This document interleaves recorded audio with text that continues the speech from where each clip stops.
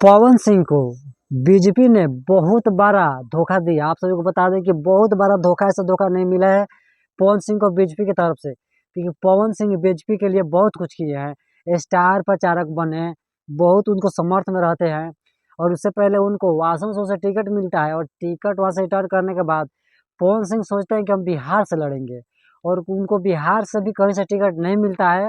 आसनसोल से भी दूसरे कैंडिडेट को खड़ा कर दिया जाता है, और पवन सिंह अभी ट्वीट करते हैं कि मैं अपने किए गए माँ से वादा जरूर पूरा करूंगा। तो पवन सिंह इस बार चुनाव लड़ेंगे निर्दलीय, वो भी कराकट से। जी हाँ, कराकट से लड़ेंगे, बिहार से। और पवन सिंह चुनाव लड़ेंगे निर्दलीय कराकट विधानसभा बिहार से। आप सभी को बता दें कि निर्दलीय चुनाव लड़ेंगे पवन सिंह, क्योंकि बीजेपी की तरफ से उन्हें कोई रिस्पांस नहीं मिला इस बार, और पवन सिंह को बहुत बड़ा बीजेपी ने इस बार झटका दिया है। तो पवन सिंह को कहीं ना कहीं तो जाकर सेटलमेंट होना ही पड़ेगा, निर्दलीय लड़ेंगे तो पवन सिंह कराकट से देखिए कितना उनको वोटिंग वहाँ से मिलता है, कितना लोग समर्थ करते हैं। और सुनने में ये भी आ रहा है कि पवन सिंह को खेसारी लाल यादव शायद समर्थ करेंगे, और उसका उनका स्टार प्रचारक भी बनेंगे इस बार कराकट से। तो कुछ ना कुछ यादव का भी वोट पवन सिंह को मिलने का संभावना है।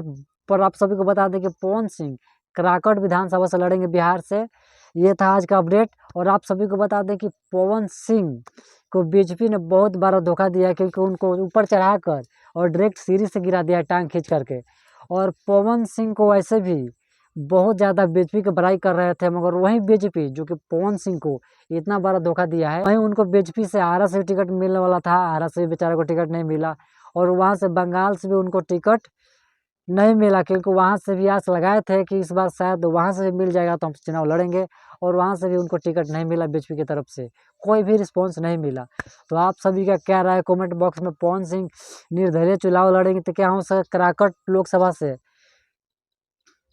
कराकट लोकसभा से चुनाव जीतेंगे या नहीं जीतेंगे? आप लोगों का क्या राय है प्लीज़ कमेंट बॉक्स में जरूर बताइएगा।